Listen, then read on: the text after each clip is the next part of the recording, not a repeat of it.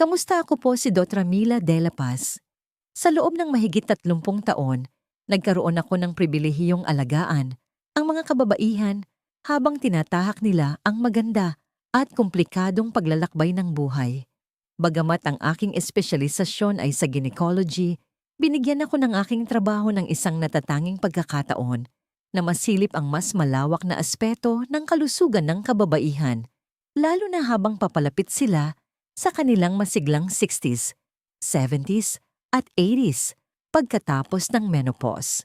Nakausap ko ang libu-libong pasyente sa aking klinika, pinakikinggan ang kanilang mga pag-asa, kanilang mga alalahanin at ang kanilang pang-araw-araw na katotohanan. At kailangan ko kayong tanungin ng isang bagay na maaaring medyo nakakagulat sa una. Paano kung sabihin ko sa inyo na ang mismong mga gawain ng self-care na pinaniniwalaan ninyong nakakatulong sa inyo na tumanda ng may karangalan ay maaaring ang mga tahimik na sumasabotahe sa inyong sigla? Paano kung ang mga karaniwang payo na ipinasa sa mga henerasyon ay dahan-dahang sumisira sa mismong pundasyon ng inyong lakas at kalusugan? Nakakagulat na isipin, alam ko. Tinuruan tayong magdahan-dahan, ipahinga ang ating mga katawan at tamasahin ang mga simpleng kaginhawahan. Ngunit sa aking mga tao ng pagsasanay, may nakita akong isang pattern, isang banayad at mapanlinlang na kalakaran kung saan ang mga gawaing may mabuting hangarin ay lumilikha ng sunod-sunod na problema na nagsisimula sa isa sa mga pinakapangunahing sistema sa ating katawan, ang ating sirkulasyon. Ang mahinang sirkulasyon ay hindi lamang tungkol sa panlalamig ng kamay at paa. Ito ang simula ng isang domino effect na maaaring humantong sa pagkapagod, brain fog, o pagiging makalimutin, mas mabagal na paggaling at nabawasang sigla sa buhay. Ito ang mabagal at hindi nakikitang ilog sa loob natin na kapag hindi malayang dumadaloy ay nabibigong maghatid ng nagbibigay buhay na oxygen at sustansya sa ating mga selula, mga organo at sa ating utak. Maraming tao ang naniniwala na ang malaking paghina ng katawan ay isang hindi maiiwasan at hindi matatakasan na bahagi ng pagtanda. Tinatanggap nila ang pagkapagod at pagkawala ng sigla bilang kanilang bagong normal. Ito marahil ang pinakalaganap at pinakanakapipinsalang kasinungalingan na aking naririnig. Ang paniniwala na ang iyong pinakamahusay at pinakamasiglang mga taon ay lumipas na ay simpleng hindi totoo. Ang sigla pagkatapos ng edad 60 ay hindi tungkol sa pagsubok na bawiin ang iyong kabataan. Ito ay tungkol sa pag-optimize ng kahangahangang katawan na meron ka ngayon. Ito ay tungkol sa paggawa ng matalino at may kaalamang mga pagpili na nagpapahintulot sa iyong mga panloob na sistema na gumana sa kanilang pinakamataas na antas. Ngayon, hindi ako magbibigay sa inyo ng listahan ng mga komplikadong medikal na pamamaraan o reseta para sa isang bagong tableta. Sa halip, aalisin ko ang takip sa 3 sa mga pinakakaraniwan, ngunit mapanlinlang na nakapipinsalang pagkakamali sa self-care na nakikita kong ginagawa ng mga kababaihan pagkatapos ng edad 60. Ating wawasakin ang mga lumang paraan ng pag-iisip at papalitan ang mga ito ng simple at mabisang mga estratehiya upang mapalakas ang inyong sirkulasyon, bawiin ang inyong lakas at tunay na umunlad sa mga darating na taon. Pagkakamali. Ang comfortable chair syndrome, ang una at pinakalaganap na pagkakamali na nakikita ko ay nakaugat sa maling pag-unawa sa isang makapangyarihang salita, pahinga. Sa loob ng mga dekada, kayo ay nagtrabaho ng husto, nagpalaki ng mga pamilya, nagtayo ng mga karera, at namamahala ng mga sambahayan. Karapatan ninyong mag-relax. Kaya kapag nakaramdam kayo ng kaunting pagod o pananakit sa inyong mga kasukasuan, ang lohikal na tugon ay umupo, itaas ang inyong mga paa at mag-ipon ng lakas. Nakondisyon tayo na maniwala na ang pagpapahinga ay ang sukdulang anyo ng self-care sa ating mga ginintuang taon. Ito ay humantong sa tinatawag kong comfortable chair syndrome. Nagsisimula ito ng simple kaunting dagdag na oras sa sofa habang nanonood ng balita sa umaga. Isang dagdag na oras sa inyong paboritong upuan habang nagbabasa ng libro o ang pagpili na magmaneho papunta sa kalapit na sari-sari, store sa kanto, sa halip na maglakad ng maikli. Ang problema ay ang kaisipang ito ng pag-iingat ay may malaking pagkakamali. Ang inyong katawan, lalo na ang inyong circulatory system, ay hindi idinisenyo para sa matagalang pananahimik. Ito ay idinisenyo para sa paggalaw. Kapag ginugugol ninyo ang karamihan ng inyong araw sa isang laging nakaupong estado, hindi kayo nag-iipon ng lakas. Aktibong pinapatay ninyo ang mismong sistema na lumilikha nito. Ang kahalagahan ng pag-unawa dito ay hindi maaaring balewalain. Isipin ninyo ang inyong circulatory system bilang isang malawak na network ng mga highway at mga kalye mahigit 96,000 kilometro ang haba nito. Ang inyong puso ang pangunahing bomba, ngunit hindi ito nag-iisa. Ang pag-urong ng inyong mga kalamnan, lalo na ang malalaking kalamnan sa inyong mga binti at tiyan, ay nagsisilbing pangalawang bomba. Sa tuwing kayo ay naglalakad tumatayo, o kahit nag-uunat pinipigan ninyo ang inyong mga ugat at itinutulak ang dugo pabalik sa inyong puso laban sa hila ng grabidad. Ito ay tinatawag na skeletal muscle pump at ito ay napakahalaga para sa malusog na sirkulasyon. Kapag nananatili kayong nakaupo, nang matagal ang pangalawang bombang ito ay ganap na hindi gumagana. Nagsisimulang maipon ang dugo sa inyong mga binti at paa. Ang daloy ay bumabagal tulad ng isang masiglang ilog na nagiging isang hindi gumagalaw na lawa.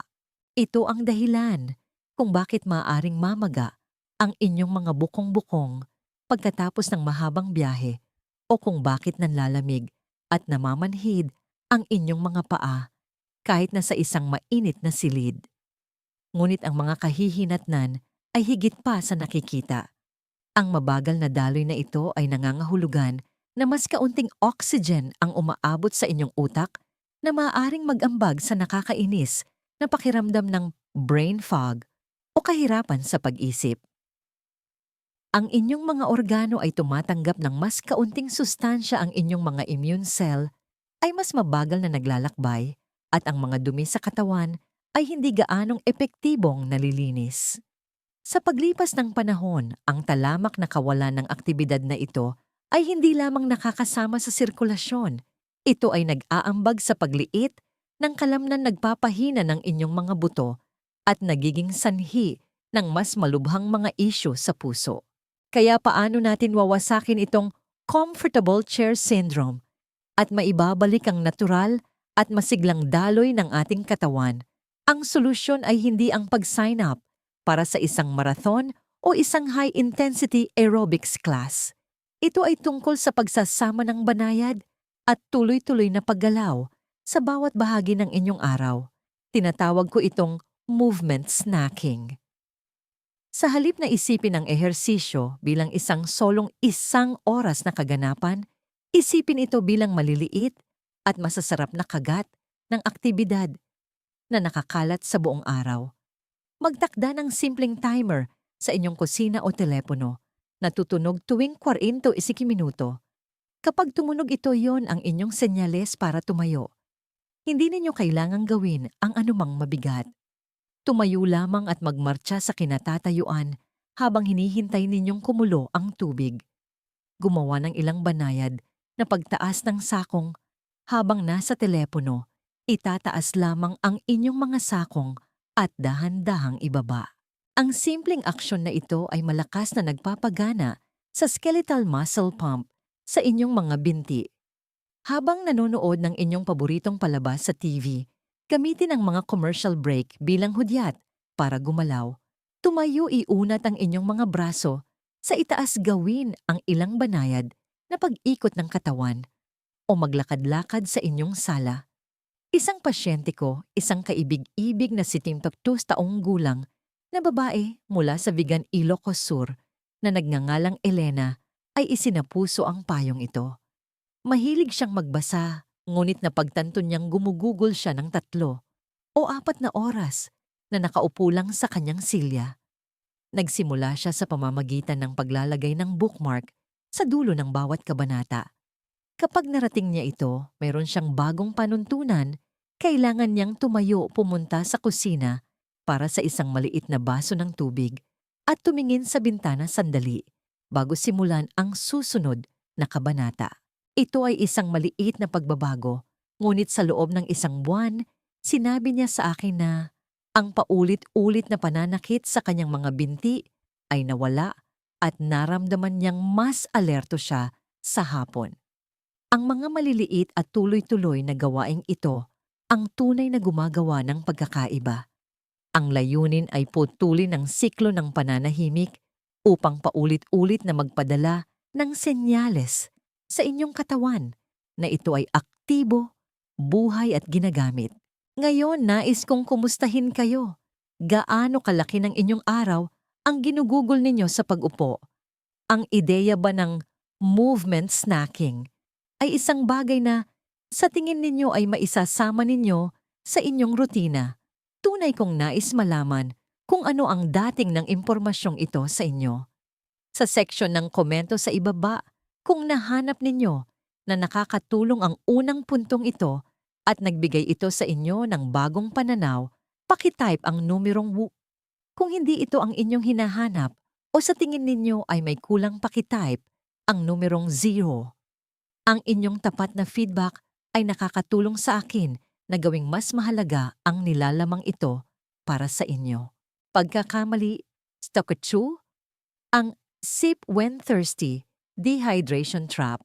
Ito ay direktang nagdadala sa atin sa pangalawang tahimik na sumasabotahe sa inyong sigla at malamang na ito ay nakaupo sa inyong kusina, ngayon ang inyong baso ng tubig. Ang pagkakamali ay ang tinatawag kong sip when thirsty, dehydration trap. Mula sa murang edad, tinuruan tayo ng isang simpleng patakaran kung nauuhaw ka, uminom. Ngunit narito ang isang kritikal na impormasyon na hindi alam ng maraming tao na lampas. Sa edad since ang mekanismo ng pagkauhaw ng inyong katawan, ang natural na alarma nito para sa dehydration ay humihina at nagiging hindi na gaanong maaasahan habang tayo ay tumatanda. Habang tumatanda tayo, ang bahagi ng ating utak na nakakadetekta ng antas ng tubig at nagtitrigger ng pakiramdam ng uhaw ay hindi na gumagana ng kasing epektibo tulad ng dati. Nangangahulugan ito na maaari kayong nasa maaga hanggang katamtamang yugto ng dehydration bago pa man ninyo maramdaman ang uhaw. Ang pag-asa lamang sa uhaw ay tulad ng paghihintay na umusok ang makina ng inyong sasakyan bago ninyo tingnan ang langis. Sa oras na tumunog ang alarma, ang problema ay nagsimula na. Marami sa mga nakatatanda na nakausap ko ay nabubuhay sa ilang tasa lamang ng kape o tsaa at marahil isang maliit na baso ng juice sa buong araw sa paniniwalang sapat na ito dahil hindi sila nauuhaw. Sa katotohanan, sila ay nabubuhay sa isang estado ng talamak at mababang antas ng dehydration at ito ay nagdudulot ng pinsala sa kanilang sirkulasyon at antas ng enerhiya. Ang kahalagahan ng tamang hydration para sa inyong circulatory system ay hindi maaaring maliitin. Ang inyong dugo ay humigit kumulang 90% tubig. Kapag hindi kayo umiinom ng sapat na likido, bumababa ang nilalaman ng tubig sa inyong dugo. Ito ay nagiging sanhi ng paglapot ng inyong dugo. Isipin na sinusubukan ninyong itulak ang malapot at malamig na pulot sa isang manipis na straw kumpara sa madaling paghigop ng tubig. Kailangang magtrabaho ng mas mahirap ang inyong puso upang itulak ang mas malapot na dugong ito sa inyong malawak na network ng mga ugat. Ang pagod na ito ay maaaring magpataas ng presyo ng dugo at mabawasan ang kahusayan ng inyong buong cardiovascular system. Ang mabagal at malapot na daloy ng dugo na ito ay nangangahulugan din na ang oxygen sustansya hormones at lahat ng iba pang mahahalagang sangkap na dala ng inyong dugo ay mas mabagal na naihahatid sa inyong mga selula. Ito ay maaaring magpakita bilang malalim at hindi maalis na pagkapagod na maaaring isinisisi ninyo sa inyong edad. Maari itong humantong sa pagkahilo, pagkalito, at pananakit ng kalamnan. Bukod pa rito, ang tamang hydration ay tumutulong na panatilihing malambot at nababaluktot ang mga pader ng inyong mga daluyan ng dugo. Ang dehidrasyon ay nag-aambag sa pagiging matigas at hindi nababaluktot ng mga ito na lalong nakakasagabal sa daloy ng dugo. Minsan ay may pasyente ako, isang kahangahangang retiradong guro mula sa Cebu City na lumapit sa akin dahil sa palagiang pagkapagod at pagiging malilimutin. Maganda ang kanyang dieta, naglalakad siya ng maikli ngunit palagi siyang walang lakas. Pagkatapos ng isang detalyadong pag-uusap, natuklasan namin na halos 3 baso lang ng likido ang kanyang naiinom sa isang araw. Hindi ako nagreseta ng anumang gamot. Hiniling ko lang sa kanya na simulan ng isang hydration project. Ang kanyang gawain ay doblehin ang kanyang pag-inom ng tubig. Ang pagbabago ay kamangha-mangha. Sa loob ng 2 linggo, sinabi niya na parang may ulap na naalis sa kanyang utak at ang kanyang antas ng enerhiya ay mas mataas kaysa sa mga nakaraang taon. Kaya ano ang praktikal at madaling ipatupad na solusyon? Ito ay tungkol sa pagiging proactive, hindi reactive. Hindi kayo maaaring maghintay sa uhaw upang maging gabay ninyo. Dapat kayong lumikha ng isang sinasadyang gawi sa pag-inom. Una, pag-usapan natin ang mga numero.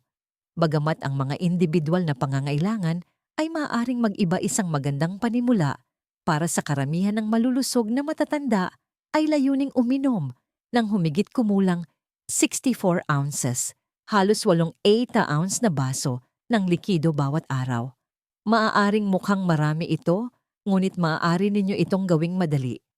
Simula ng inyong araw sa isang buong 8 ounce na baso ng tubig pagkatapos ninyong magising, kahit bago pa ang inyong kape o tsaa. Ito ay isang mabisang paraan upang muling mag-hydrate pagkatapos ng mahabang tulog. Pagkatapos kumuha kayo ng isang itinalagang bote ng tubig, isang 32 ounce o halos 1 litrong bote ay perpekto. Punuin ito sa umaga na may layuning maubos ito bago mananghalian. Pagkatapos punuin itong muli at ubusin ito bago maghapunan. Ang biswal na paalalang ito ay mas epektibo kaysa sa pag-alala lang na uminom. Kung hindi ninyo gusto ang lasa ng purong tubig, lagyan ito ng lasa, magdagdag ng mga hiwa ng lemon pipino, ilang dahon ng mint, o kahit ilang berry. Nagdaragdag ito ng masarap na lasa ng walang asukal. Tandaan din na hindi kailangang manggaling lahat ng inyong hydration sa purong tubig.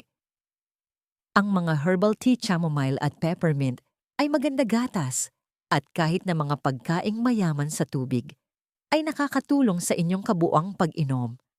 Isang mangkok ng pakwan sa tag-araw, isang malutong na salad na may pipino at celery para sa tanghalian o isang masustansyang sopas ng gulay para sa hapunan ay lahat nakadaragdag sa inyong hydration. Ang susi ay gawing isang sinasadya at buong araw na ritual ang hydration sa halip na isang huling pag-iisip. Nais kong marinig ang inyong pananaw sa paksang ito. Bago ninyo ito pakinggan, pangunahin ba kayong umaasa sa uhaw para malaman kung kailan iinom?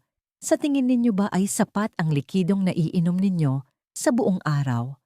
Ang mga ibinabahagi ninyo ay napakalaking tulong para sa akin at para sa iba pa sa komunidad na ito. Kung nahanap ninyo na nakapagbukas isip at kapaki-pakinabang ang impormasyong ito tungkol sa hydration, mangyaring ipaalam sa akin sa pamamagitan ng paglalagay ng onesie sa mga komento. Kung ito ay isang bagay na alam na ninyo o hindi ito angkop para sa inyo, ipaalam ninyo sa akin sa pamamagitan ng isang 0 para patuloy kong mapabuti ang aking pamamaraan. Pagkakamali. Jacques 3. Ang empty calorie, comfort habit. Ito ang nagdadala sa atin sa ating pangatlong kritikal na punto na mula sa ating iniinom patungo sa ating kinakain. Ang huling karaniwang pagkakamali Sa self-care na nais kong talakayin ngayon ay ang pagkahulog sa empty calorie comfort habit. Habang tayo ay tumatanda, maaaring magbago ang ating mga rutina. Marahil ay nagluluto na lang kayo para sa isa sa halip na para sa buong pamilya, o nararamdaman ninyo na ang detalyadong paghahanda ng pagkain ay mas parang isang trabaho kaysa isang kagalakan. Nagiging napakadali na umasa sa mga madaling makuha at processed na pagkain, mga bagay tulad ng mga nakabalot na pastry crackers, matatamis na cereal frozen dinner at puting tinapay. Ang mga pagkaing ito ay nag-aalok ng kaginhawahan at nangangailangan ng kaunting pagsisikap, ngunit sila ay isang nutritional trap. Mataas sila sa calories, hindi malusog na taba-refined sugar at sodium, ngunit kritikal na mababa sa mga mahahalagang sustansya na kailangan ng inyong katawan para umunlad pagkatapos ng edad 60, partikular mataas na kalidad na protina, fiber at micronutrients. Hindi ito tungkol sa pagdidiyeta o pagkakait. Ito ay tungkol sa malalim na maling pagkaunawa na ang pakiramdam na busog ay kapareho ng masustansya. Maaari kayong kumain ng isang malaking mangkok ng matamis na cereal at mabusog, ngunit ang inyong katawan sa antas ng selula ay nagugutom para sa mga building blocks na kailangan nito upang mapanatili ang kalamnan, ayusin ang tissue, at panatilihing malusog ang inyong circulatory system. Ang ugaliing ito ng pagpili ng kaginhawahan kaysa sa nutrisyon ay isa sa mga pinakapanlinlang na paraan kung saan hindi natin namamalayan na sinasabotahin natin ang ating sariling sigla. Ang kahalagahan ng paglipat mula sa mga empty calories patungo sa mga pagkaing siksik sa sustansya ay napakalaki para sa inyong sirkulasyon at pangkalahatang lakas. Pag-usapan muna natin ang protina. Pagkatapos ng edad na 50, nagsisimula tayong mawala ng kalamnan sa mas mabilis na antas, isang kondisyon na tinatawag na sarcopenia. Hindi lamang ito tungkol sa pagkawala ng lakas upang buksan ang isang garapon. Tandaan ang ating talakayan tungkol sa skeletal muscle pump. Ang inyong mga kalamnan ay isang mahalagang kasosyo ng inyong puso sa pagpapagalaw ng dugo sa inyong katawan. Ang mas kaunting kalamnan ay nangangahulugan ng mas mahinang pangalawang bomba na direktang humahantong sa mas mahinang sirkulasyon. Ang protina ay nagbibigay ng mahahalagang amino acids na siyang building blocks para sa pagpapanatili at muling pagbuo ng mahalagang kalamnan na iyon. Susunod, isaalang-alang natin ang pamamaga. Ang mga processed na pagkain na mataas sa asukal at hindi malusog na taba ay lubhang nagdudulot ng pamamaga. Ang talamak na pamamaga ay maaaring makapinsala sa maselang lining ng inyong mga daluyan ng dugo na tinatawag na endothelium. Ang pinsalang ito ay nagpapatigas at nagpapakipot sa mga daluyan, isang kondisyon na kilala bilang atherosclerosis na isang pangunahing sanhi ng mahinang sirkulasyon at sakit sa puso. Sa kabaligtaran ng isang dieta na mayaman sa whole foods, prutas, gulay, lean proteins at healthy fats, ay puno ng antioxidants at anti-inflammatory compounds na nagpoprotekta at nagpapagaling sa inyong mga daluyan ng dugo na pinapanatili silang nababaluktot at bukas. Ang mga pagkaing mayaman sa fiber tulad ng oats at beans ay tumutulong din sa pamamahala ng antas ng kolesterol na lalong sumusuporta sa malinis na daanan para sa inyong dugo. Sa esensya, bawat pagkain ay isang pagpili. Maaari kayong pumili ng mga pagkaing bumabara at nagpapamaga sa inyong sistema, o maaari kayong pumili ng mga pagkaing naglilinis, nagpoprotekta at nagbibigay lakas dito mula sa loob.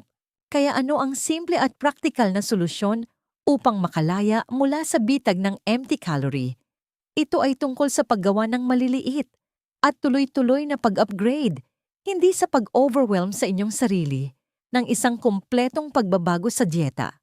Magsimula sa inyong susunod na pagkain. Tingnan kung ano ang nasa inyong plato. Maaari ba kayong gumawa ng isang simpleng upgrade Kung kayo ay kakain ng plain na tinapay na may cream cheese para sa almusal, maaari ba kayong lumipat sa 2 itlog na may 1 pirasong whole wheat toast? Malaki ang itinaas ninyo sa protina at fiber. Kung ang inyong karaniwang tanghalian ay isang pre-packaged na sandwich, maaari ba kayong pumili ng isang malaking salad na may inihaw na manok o chickpeas sa ibabaw? Mag-focus sa pagdaragdag hindi lamang sa pagbabawas. Sa halip na sabihin sa inyong sarili na wala ng cookies, sabihin sa inyong sarili na magdaragdag ako ng 1 pirasong prutas sa aking merienda sa hapon. Madalas kong pinapayuhan ng aking mga pasyente na sundin ang rule of colors. Layunin na magkaroon ng kahit 3 magkakaibang natural na kulay sa inyong plato para sa tanghalian at hapunan.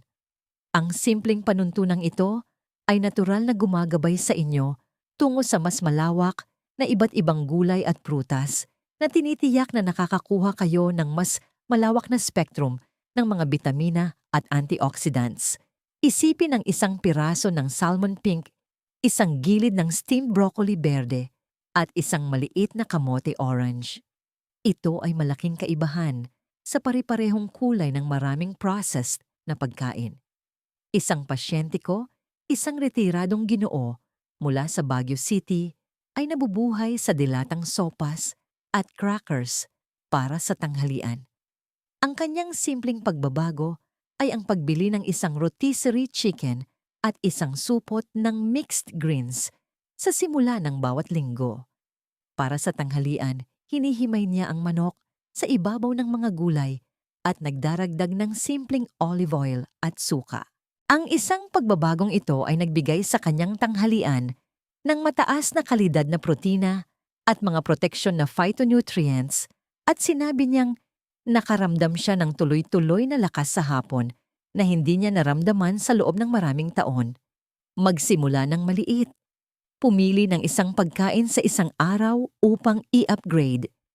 Ang mga positibong epekto ay madaragdagan na mag-uudyok sa inyong magpatuloy sa paggawa ng mas malusog na mga pagpili.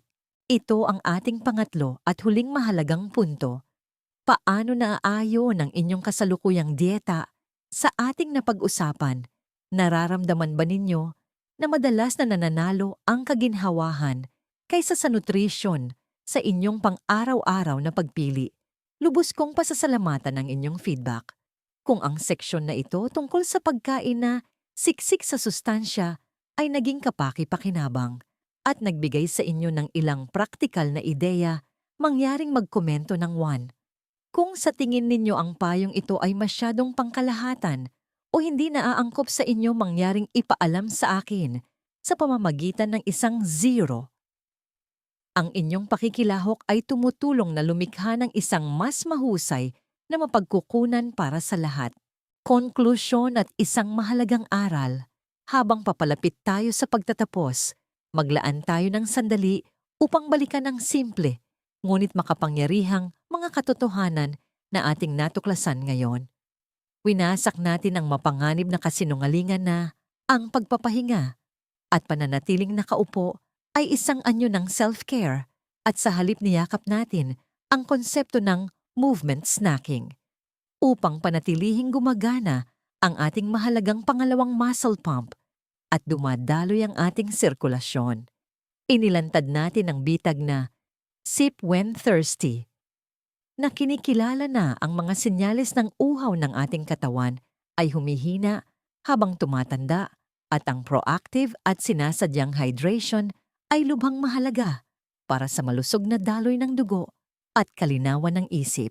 At sa wakas tiningnan natin ang higit pa sa mapanlinlang na kaginhawahan ng empty calorie habit na nauunawaan na ang pagpili ng mga pagkaing siksik sa sustansya at makukulay na whole foods kaysa sa processed na kaginhawahan ay isa sa mga pinakamalalim na gawa ng pagmamahal sa sarili na maaari nating gawin na direktang nagpapalusog sa mga daluyan na nagdadala ng buhay sa bawat selula ng ating katawan. Ang 3 pagbabagong ito ay hindi tungkol sa pagdaragdag ng komplikado at mabibigat na gawain sa inyong buhay. Ito ay tungkol sa pagiging banayad. Ito ay tungkol sa intensyon. Ito ay tungkol sa pagkilala na ang tunay na sigla sa ating mga huling taon ay hindi nagmumula sa isang mahiwagang tableta o isang revolusyonaryong medikal na pamamaraan.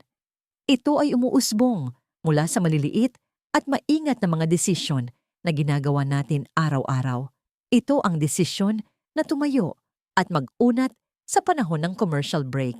Ito ang desisyon na punuin ang isang bote ng tubig sa umaga. Ito ang desisyon na magdagdag ng isang dakot ng spinach sa inyong mga itlog. Ito ang mga tahimik at tuloy-tuloy na aksyon na kapag pinagsama-sama sa paglipas ng panahon, ay ganap na nagbabago ng inyong kalusugan mula sa loob. Huwag maliitin ang kapangyarihan na hawak ninyo sa mga simpleng pagpiling ito. Ang inyong katawan ay may hindi kapanipaniwalang likas na kakayahang magpagaling at umunlad kapag binigyan ng tamang mga kasangkapan.